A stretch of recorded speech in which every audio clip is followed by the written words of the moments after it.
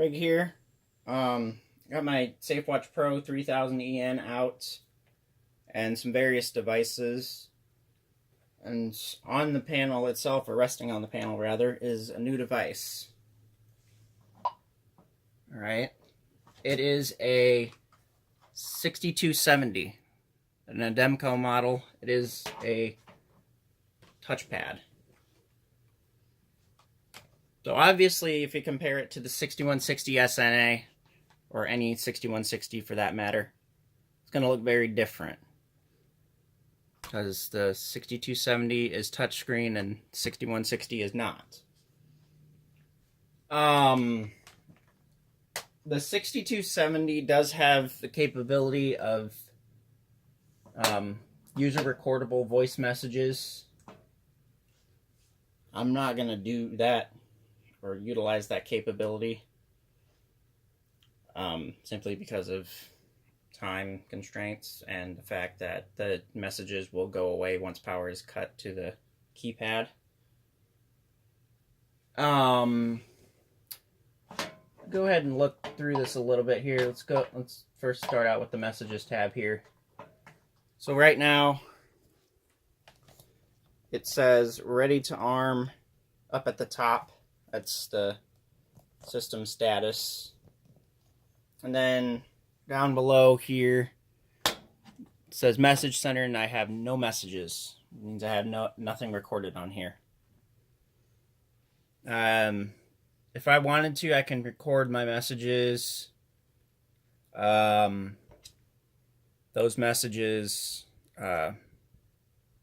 stay on there, and you have 141 seconds of message time that you can use.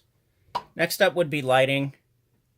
I don't have anything that I would use for lighting purposes, so no use to me. Finally, here, the security tab. So you have your three main security arming options there: away, stay, and night. And you have the option here to arm multiple partitions. Now, I only have one partition set up, so that's not of any use to me. And you may also see by default that the ready light is on, meaning that it is ready to arm.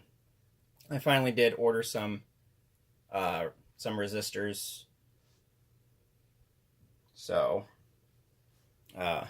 also down here at the bottom, you may see some messages down here. I have a telco failure, obviously. It says telco 1 cut, same thing. And it says bell failure. Before I started this video, I tested this out to see how it worked, and it actually works quite nicely. And it says your date and time over here in the bottom right corner, and in the bottom left corner here tells you what partition you're in right now.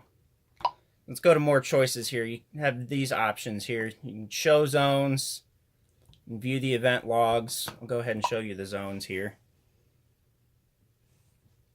So, two main zones here, zone 1, zone 8.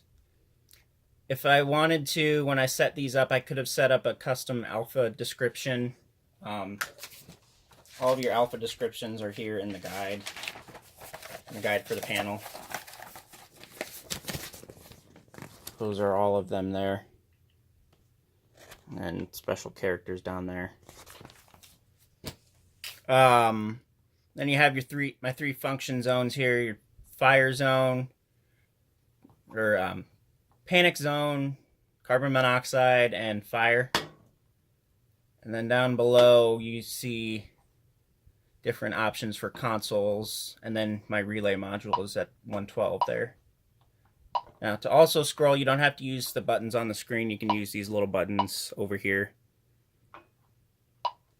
Event logs.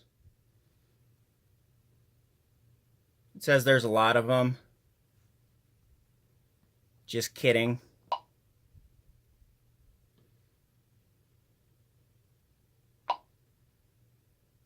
Well, actually, no, I lied. There is a lot of them. I don't know why there's so many. You can figure that out. Console mode. Gee, that looks familiar. Operating modes. I have to enter the authorization code here. Which for that, you can either use the installer code or you can use one of your master user codes. The thing that's really annoying about this is that it only gives you one operating mode. Here, let me try and get that glare out of there. Here we go.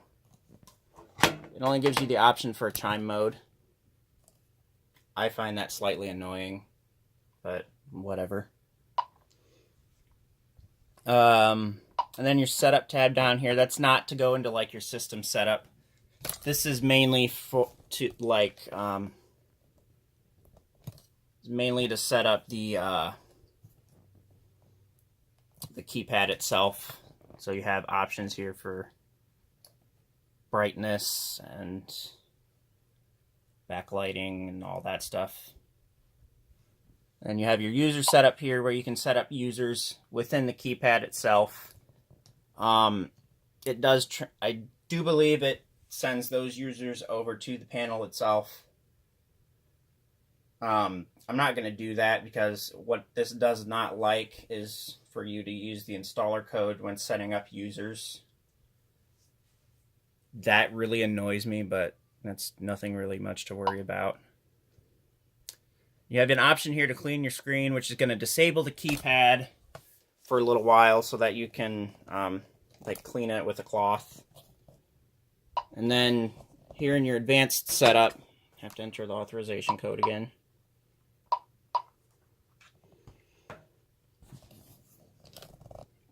Let's give you the software version of the keypad, which is 1.0.10a, released on January 12th, 2005. There's probably a couple of software updates for the keypad.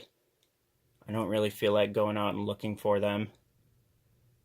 So you have options for your central station, your diagnostics, and to reset the CPU.